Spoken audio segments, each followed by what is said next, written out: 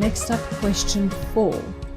So we need to open the 4 famous spreadsheet, which contain details of famous Impressionist artists.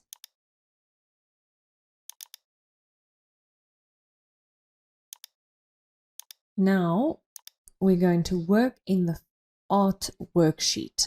And I believe that's where we are already. Yes, art. 4.1.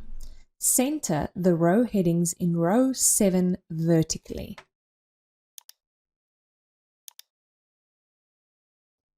Now, if you're unsure, but this is vertical center or vertical alignment. If you're unsure, if you open up alignment over here, you can check here, vertical center. And then you're 100% sure, but you'll see that's what it actually did, middle align. 4.2. The number of artworks created by each artist is stored in column K. Insert a function in cell H3 to determine the total number of artworks that were painted.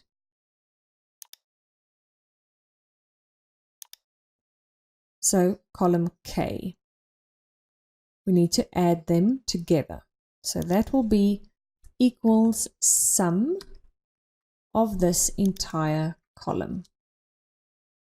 Check that it went to the end. There you go.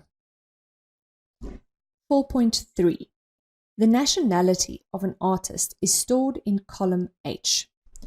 Insert a formula in cell H4 to determine what percentage of artists is not of French nationality, column H. Refer to the formula below. So we need to work out the number of non-French artists divided by the total number of artists times 100. So they actually gave us the formula that we need to determine or that we need to use. So let's see how to do this. I'm going to do this in building blocks. So we're going to refer to column H because this is where they show the nationality. Okay. So here is our area for building blocks. How will we determine the total number of artists? The easiest way to do that will be to do a count A. A I remember as count all, basically. Count anything. It counts all the cells that has any values in them. Okay. And how do we count the number of artists that are not French? So that we can do by saying count if this range, I'm going to open up my function builder,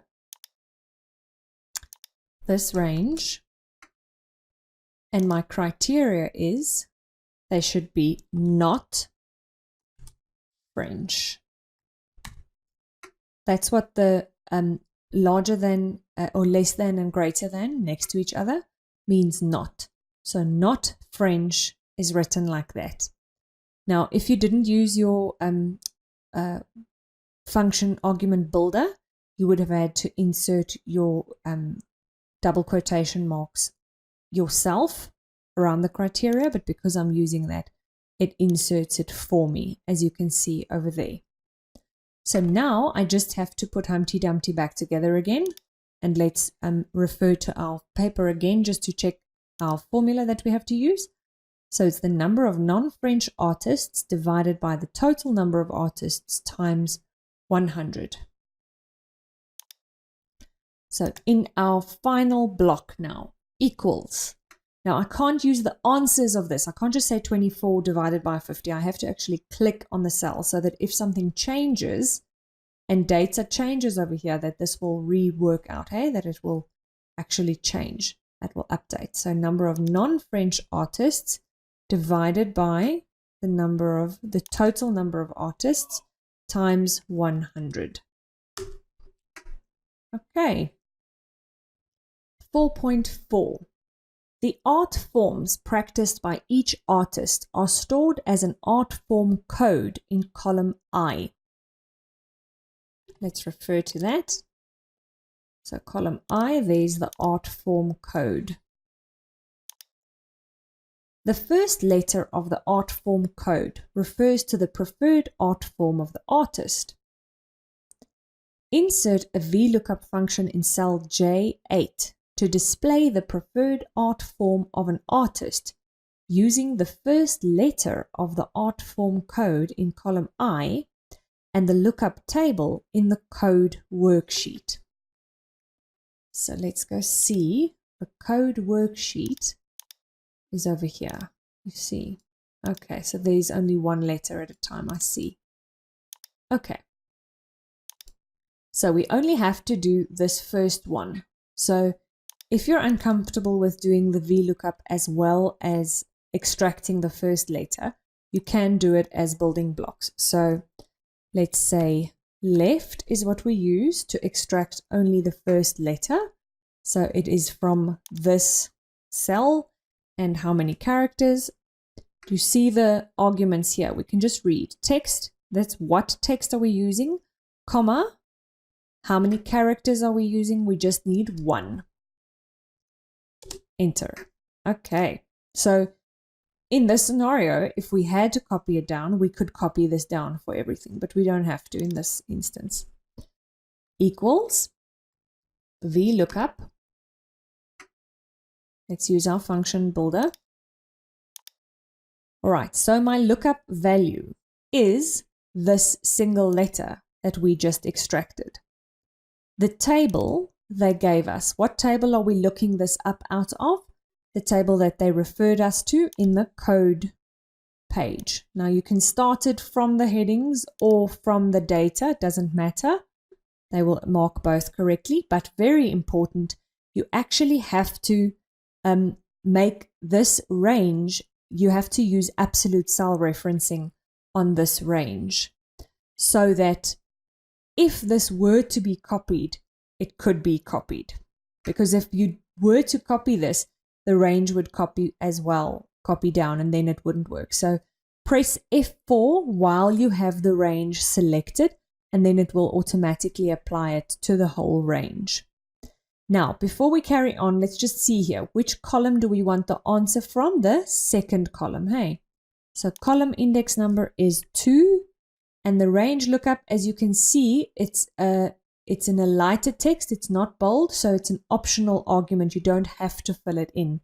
You actually can leave this out. If you wanted to fill it in this instance, it's false. We are looking up text, so it has to be an exact match, false. Find an exact match, false. If you wanted to do all of this in one step, you could have done in the lookup value your left of this and one character. So that's what it would have looked like if you had done it all in one step, but you get full marks for both ways. 4.5. Column L shows the number of 4 votes an artist receives for his or her artwork. Okay, so it's basically like the positive votes. Let's see. It's always good to refer to your data while you're reading the question. Personally, I keep my paper in front of me and I look up. I keep my finger on wherever I'm reading and I look up to whatever they are referring to the whole time. So this is the votes for. Okay. Insert a function in cell N8 to determine whether the artist has one of the 3 highest votes for counts. Column L. Okay. Display the message top 3 if the artist is in the top 3. Otherwise, leave the cell empty. Ensure that the function can be copied down to the other cells in the range. So, let's not be overwhelmed by this function, and let's just start by what we do know how to do. Do you know how to test if something is in the top 3? Or how do we know how to work out what the top 3 is? Do you know what the top 3 is? How do we work that out? What's the top 3? That's large, right? So we start off by large. Of this array, and it's the third largest, hey? You see my syntax. Array and K is the third largest. All right. So for that alone, you could have gotten 2 marks. So don't freeze up and just freak out immediately. Just start small. Okay. But what I'm going to do is I'm going to move this to my building block area. I try to use a new column each time I use a new building block so that the scenario allows to be able to copy this down. All right.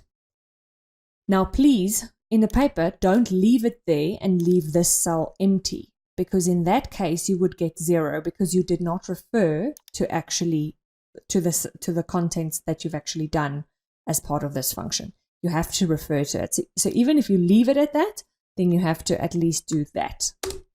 Then you show that that's what you're referring to. So please don't leave it empty. Okay, so the question said, insert a function to determine whether the artist has one of the 3 highest votes for counts. If it is in the top 3, we must show the words top 3, otherwise leave the cell empty. Like, what does that sound like? That sounds like an if, right?